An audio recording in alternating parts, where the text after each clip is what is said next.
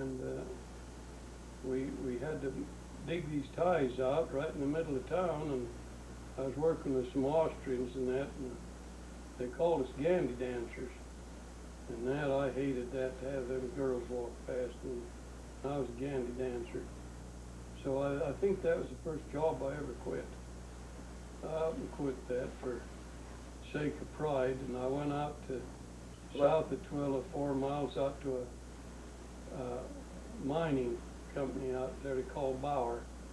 There was a concentrate mill, and then they had a mine that went straight back in the mountain. And I got on out there to the concentrate mill, and oh, it was cold.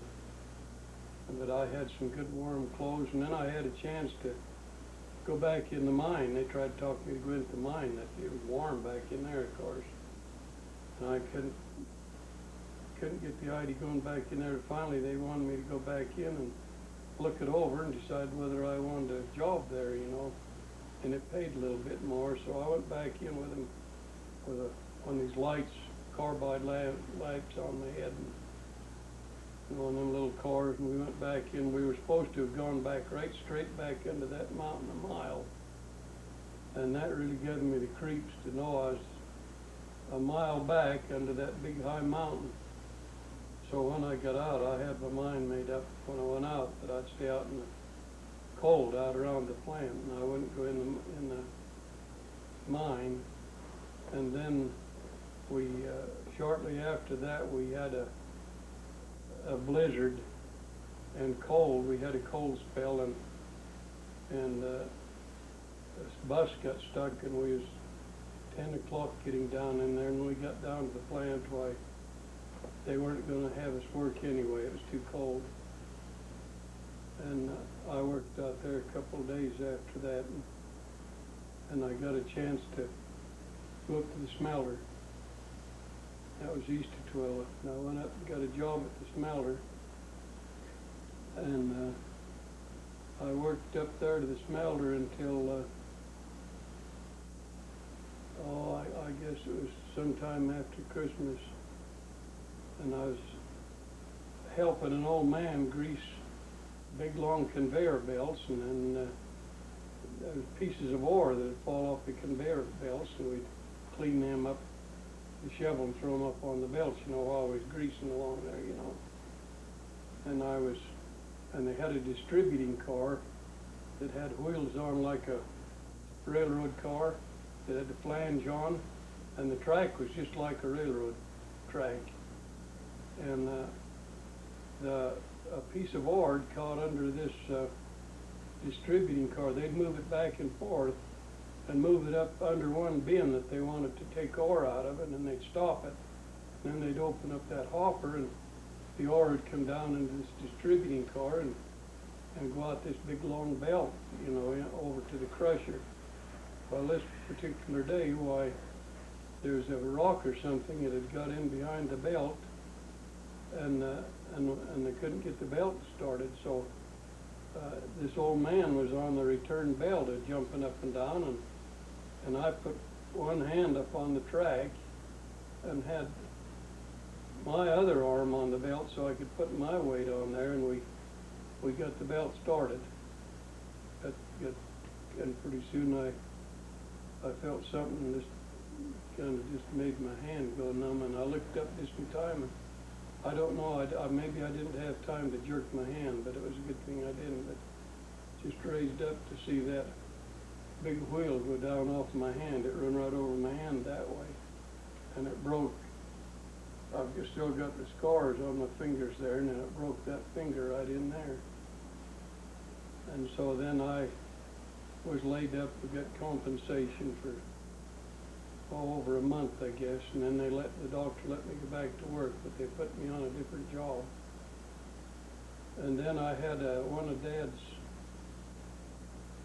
friends was a foreman up there on the High Line, and I'd worked around the smelter quite a bit, and I worked one winter quite a bit over there on the lead side, on the iron dock.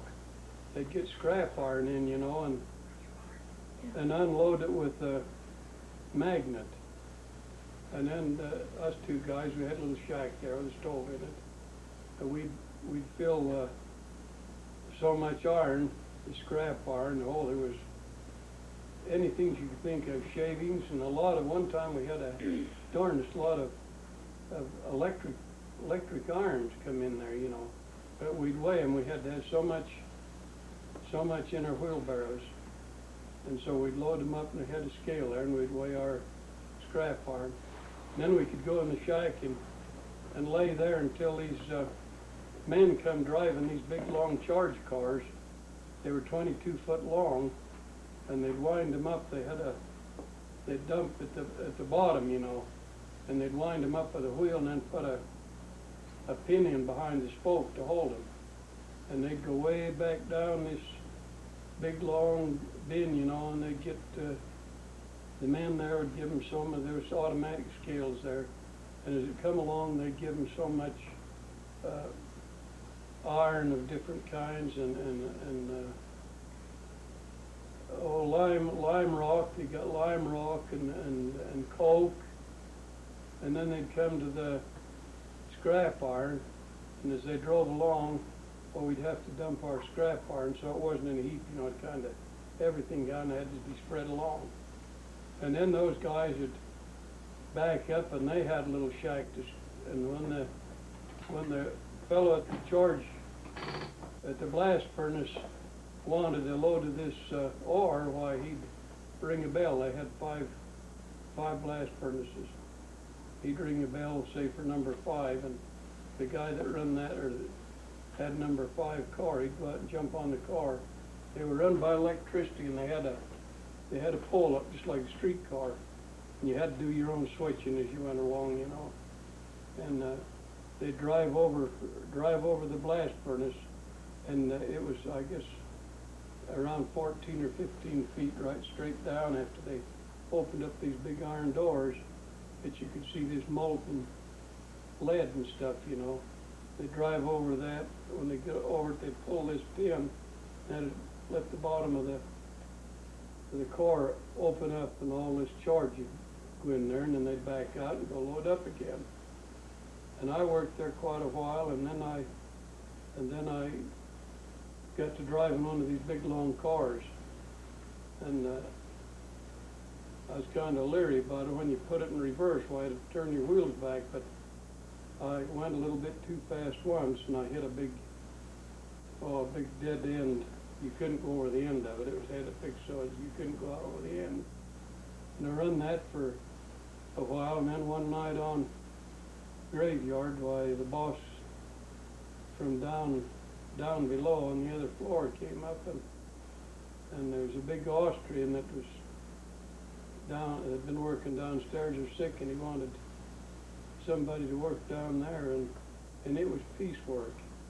They paid you, I think then it was $3.85 a shift. That was for 8 hours. You was guaranteed that much, and then you were paid so much for the bullion that you handled. And anyway, that was piecework. And there was a lot of guys wanted that work, but a lot of them couldn't take it or didn't want it because they couldn't take it. But we was getting about $8 and $9. And these big Austrians down there, well, down there, that is where they tapped the furnace into a big round vat. And those furnaces, your molten lead, will freeze up at 500 degrees Fahrenheit. So they had to heat this tube that they tapped the furnace with of lead, weighed about right around 80 pounds. And you didn't get a hold of them and lift them with, get a hold of them and lug them. You picked them up and you throwed them. You walked along and throwed them. And by the time you got around, this guy was dumping another batch, and you kept it going until you got that done. And they called me Idaho. That's all Austrians did. We finally had our supper that night, about 4 o'clock in the morning, and I didn't let on, but I was really tired. was all lost and says, "Are you going to stay with from morning, Idaho?" "Yeah," I guess. "Well, I'm not tired yet." I stayed till quitting time, and when I walked down to the train to get on the train that morning, I swore my arms had stretched, that my fingers, felt like I could scratch my knees, they'd stretched that far. Anyway, that guy was sick, and I worked 5 or 6 days on that, and made some money. And then I went back up, and then before the year was over with, I got on one other job that was a peacetime job, and that was dumping the cars. It's upon the High Line. Train would bring these train cars in loaded with coke and with ore of different kinds, and it was our job to dump this ore in these big bins. And so I worked up there, and I worked up there until all the time I was the smelter after that, and it was the same way. We made $8 and better a shift on that, and we had a shack to sometimes we could get the engine to bring our spot in. If the ore wasn't frozen or anything, a lot of times we could get our work all done in an hour and a half. Then we could just go in the shack, and we had some benches there, and we could lay in the shack with a stove burning and draw our money. And there was other times we had one car came in with lead ore, and it was froze solid, and we worked on that with, well, the shift before us worked on it with jackhammers and sledgehammers and bars, and we put in our entire shift swinging sledgehammers and running jackhammers, and we didn't get that one car undone even then. We got all the others done, but we had this one car to work on, so we could break it up in chunks and get that out. And by the way, maybe I could back up a little bit. When I went down there to work at the smelter, I was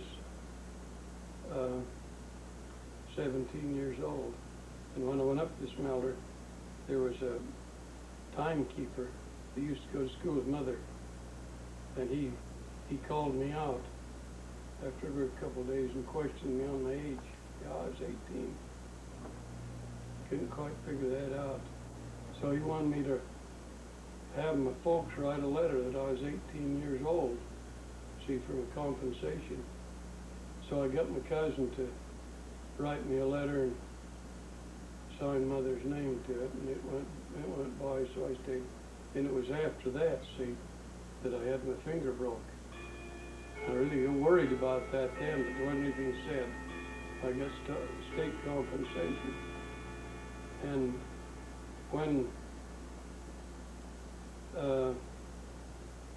just the next year, why, before I went down the next, when I come home in the spring, my dad was a trustee at the Wilford School, and there was some work down there that had to be done, and Dad went down to do it, and he took me down to help him.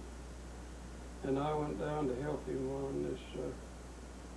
on this job, and I remember at recess, why, I was there by a door where the 8th grade went in, and just in the hallway, and I ran into a girl there that I knew, but I had never talked to her, and we gabbed till the bell rang. Well, then when noontime come, why, we talked again, and then again at night recess. Well, then I went back down to smelter this next year, and I wanted big Harley Davidson 74 motorcycles. And that's what I come home on. And by the way, before I went down this last winter, I finally got so I walked this girl home from Mutual 2 or 3 times. Then when I came back with my motorcycle, why, I took her for a ride on this motorcycle. I'd take her home on a motorcycle. And then by fall, when fall came, I thought, that's a heck of a deal to go with the girl on a motorcycle, having her to get on behind you all the time. So anyway, before the next year come, I sold the motorcycle and I bought me a car. And I just kept sticking around with this girl, sticking around. I go back down to the smelter, and finally the fourth year, before I went down to work for the fifth year, long in the summer, I talked to this girl about it, and she thought it was all right. So I went and bought a diamond ring, and I put it on her. And I went down to the smelter and I worked again. I farmed in the summertime. I had a dry farm up there. And I come home and in the spring, and we still went together. And when fall come, I was going to go back down to the smelter. Well, I figured on it, but that spring when I came home, just before I come home, there was 200 men laid off. You'd see men just lined up in 2 or 3 lines, waiting to be called to go to work, and nobody ever called them. Nobody could figure out what was the matter.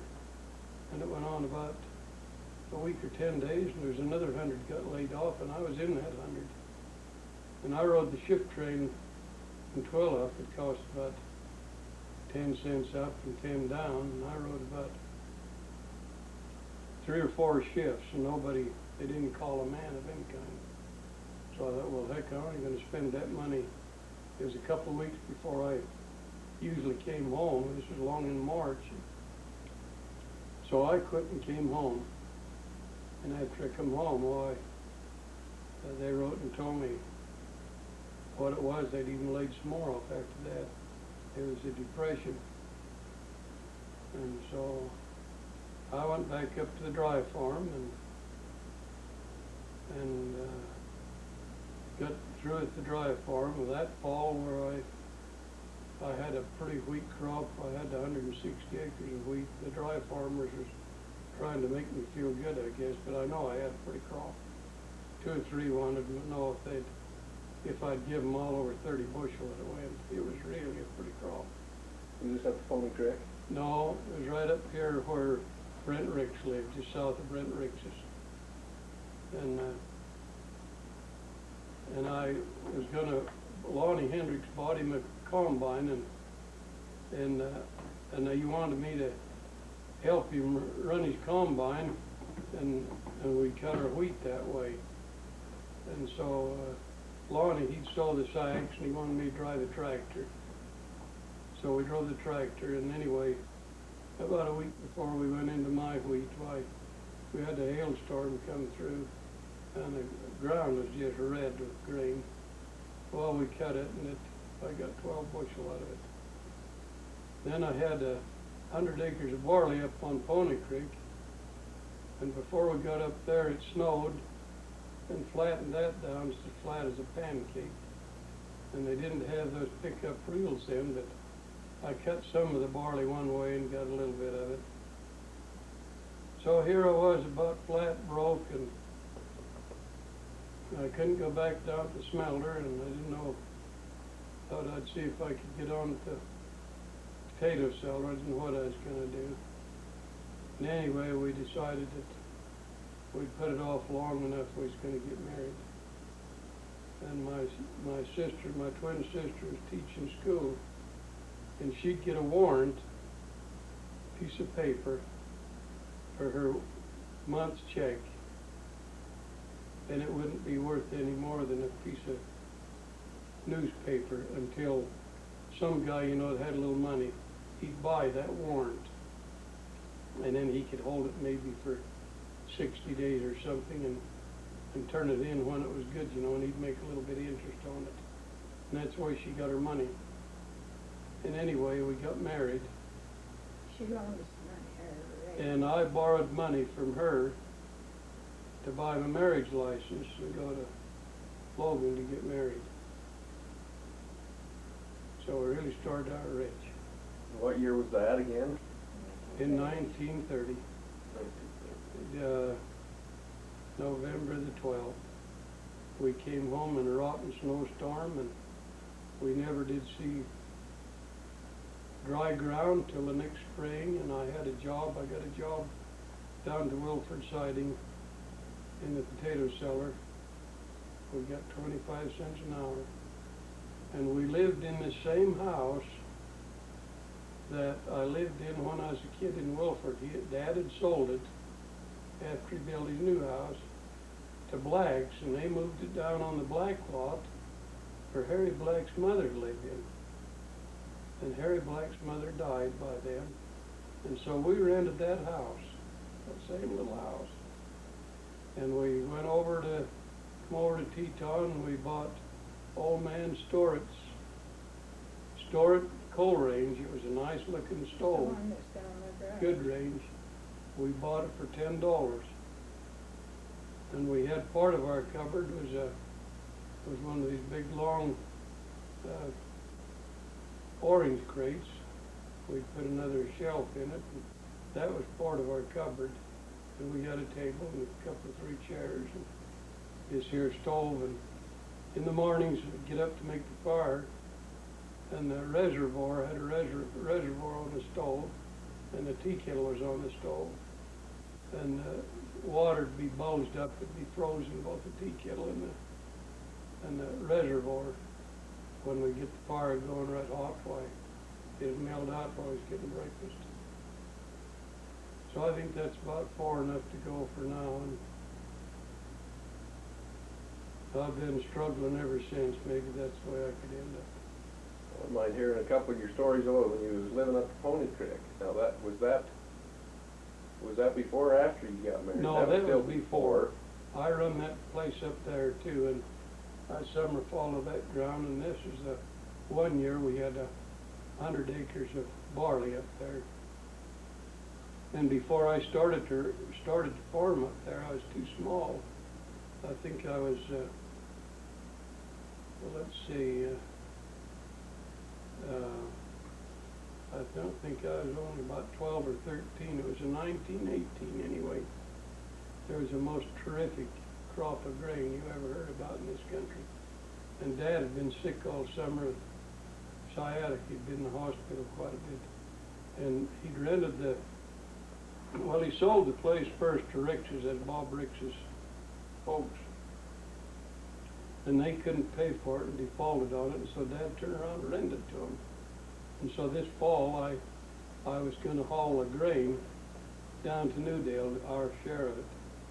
And Dad fixed up a pole. It was in head of the back wheels that stuck out there with a chain on it. And then the chain went up and missed the front wheel, you know, the single tree there. And so I had 3 horses. I was too little to drive 4 head of horses then. And we had to come down across Canyon Creek anyway, across that darn dugway. And you always had to double up there. But by having 3 horses there, I could put on 50 sacks of grain on a wagon, and I could pull that hill with 3 head of horses.